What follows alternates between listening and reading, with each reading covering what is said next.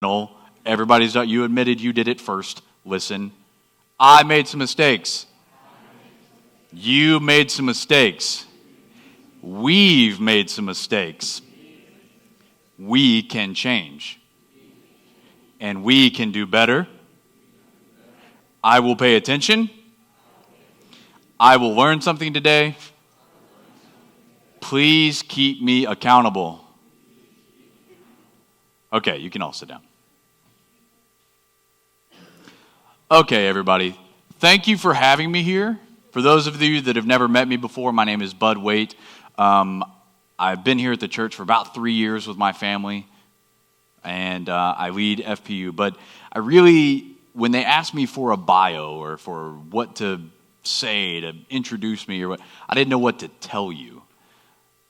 I don't know what to tell you because I'm not a CPA. I'm not a financial advisor. I don't have a degree in finance. I don't have a degree at all. Actually, I went to Tarrant County Community College and walked into the wrong accounting classroom 3 days in a row, and then went home and told my parents that college wasn't for me. So my mom put me in the car and took me to the Marine Corps recruiting office. So I'm just a guy. I don't have all of this figured out. I'm just a normal guy, and I've just found a passion in figuring out what God has to say about money. I don't know why that was my thing. I picked it up. That's what I'm interested in. I love reading about it. I love figuring it out. I love studying it. I love reading other books about it. And I love teaching the class about it. I just learned what God has to say about money. And I started figuring out with my then girlfriend, now wife, when we were living in Mississippi, and I told her that I read this book by this guy named Dave Ramsey. And I was on fire. I had it figured out. I was ready to go. I read this book. I know the plan. I got it. We're going to have $10,000 in the bank in 3 months. We got it. We didn't have much of anything when we started. Any of you guys start out with not much of anything? No, just me?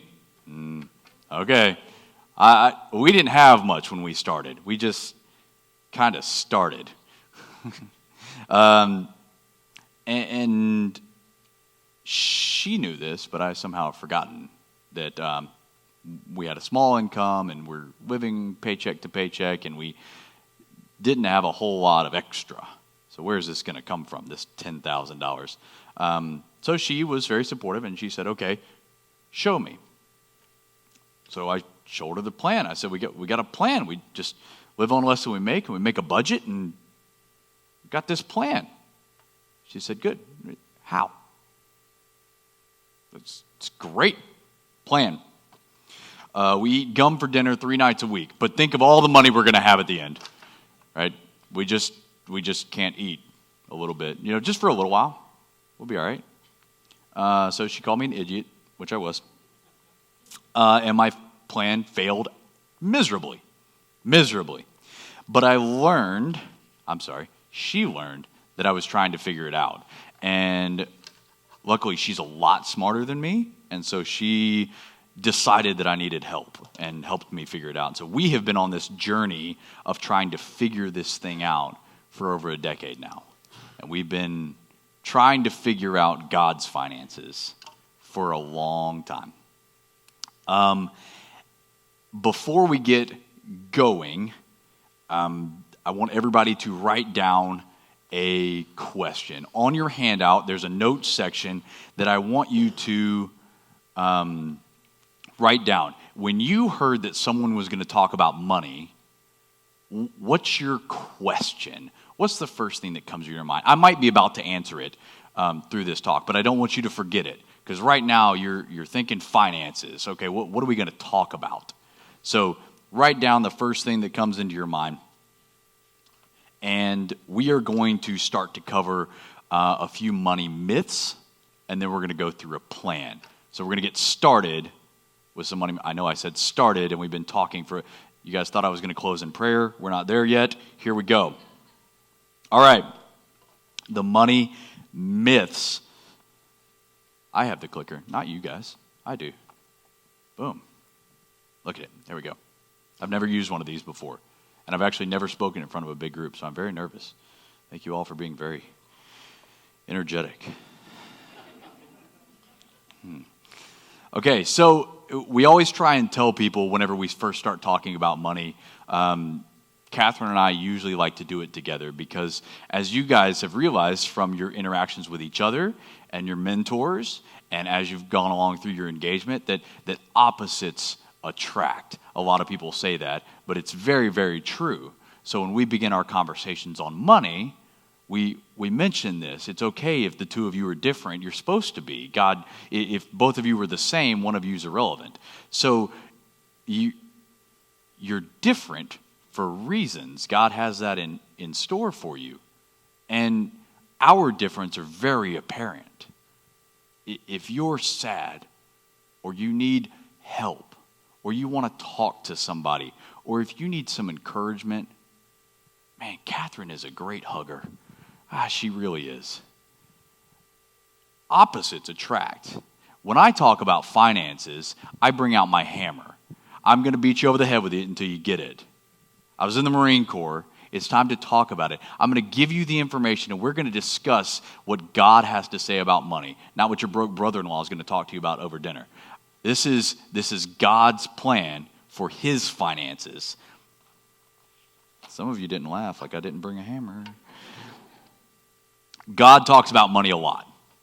A lot. He wrote us a love letter, in case you guys didn't know. This is a love letter to us. There's a few pages in the beginning where he talks about the game board and how he put people on the game board, and then he started the game, and then we messed up the game.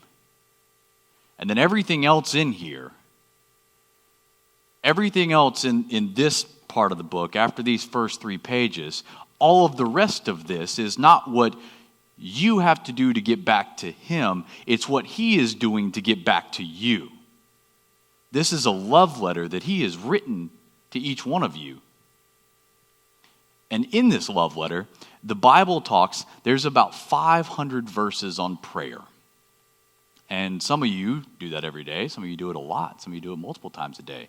I'm not one of those that has a quiet time every single morning. I should. But that's just not the way I normally operate. But I try and talk to him daily. Prayer is very important. 500 verses on prayer. That's very important. Less than 500 verses on faith. That seems like a pretty important topic. Your faith. There's less than 500 verses that cover that, specifically on faith. Finances. Does God talk about finances a lot? There's over 2,000 verses on finances. God knew that this was an important subject. This is the cause of a lot of tension. This is huge. When he set this game board up and he gave somebody 5 and he gave someone 2 and he gave someone 1, that makes some people angry. Makes some people not happy. And then we take from 1 and give to the 5. Man, that's a rough blow to the guy with the 1, right? And we're supposed to help the needy. What's going on here? If you guys didn't have a hard copy, you didn't realize the letters that I was reading when we were talking, when I read that story, they're all in red. That's Jesus talking. This is a story. This is to tell you how he feels about money. This is to reveal something to us in only the way that he can. He doesn't reveal it all, but he's given us a glimpse on what we're supposed to see. And hopefully we've unpacked it a little bit here. So let's see. Myth. We're going to jump right in onto the myths. Money, myths. Myth number 1. You should have blanks in your little packet there for all of you neurotic note takers. They're there. Myth number 1. I need to use credit cards to build my credit score. Myth. Truth. God doesn't like debt, and the credit score is not an indication of wealth. So let's see what God says about debt. Proverbs 22:7 says, "The rich rules over the poor, and the borrower is slave to the lender." The rich rules over the poor, and the borrower is slave to the lender. Nowhere in Scripture, nowhere does he use debt in any way in a positive light to encourage or help his people, ever. Is it a salvation issue? No, it's not. We know that. You're saved by grace. It's not a salvation issue. Just like there's things that each one of your children can do that aggravate you, that it's not going to make you stop loving them. God's trying to tell you how to use his finances better. And he never uses debt ever in a positive light. Ever. He doesn't issue a bond agreement to get the Malachites out of this. No, doesn't. It's not in here. It's not in here. I read it all the way from the beginning to hesitations and, maps. And I looked. There's not a place in here where it talks about debt in a positive light. It's not there. So, God says don't borrow money. It makes you a slave. It ties you down. When you have car payments coming out of your ears, you can't help more people. You can't do the other things that he's asking you to do, the other things that he's put in front of you. God also, for those of you that may not know, I don't know where each one of you are in your walk with Christ, but for those of you that don't know, God's not here anymore physically. He's not here. Spoiler alert, Jesus died. He's gone. He went back to heaven. God's not physically here. What God uses is the Spirit to work in his people, and he uses you as the tools. And he uses you only if he can. If you're mismanaging what he's given you, he can't use you as much. It's not that he loves the guy with 5 more than he loves the guy with 1. This guy's managing it better. And God has bigger plans. And so on he says, well, we'll just move it over here. Not a salvation issue, not a love issue, just a father. He's got to make a decision, got to move forward. He can use this tool more than he can use this tool. Which tool do you want to be? You want to be used by God more? Or do you want to be selfish? There's lots of selfish people out there. And that's not what we want to be. God teaches a lot about a generous heart. I'm getting off topic because I'm not used to this. FICO score. See? That's nerves. FICO score. So why do we worship at the altar of the all-great FICO? Oh, FICO, you are our great provider.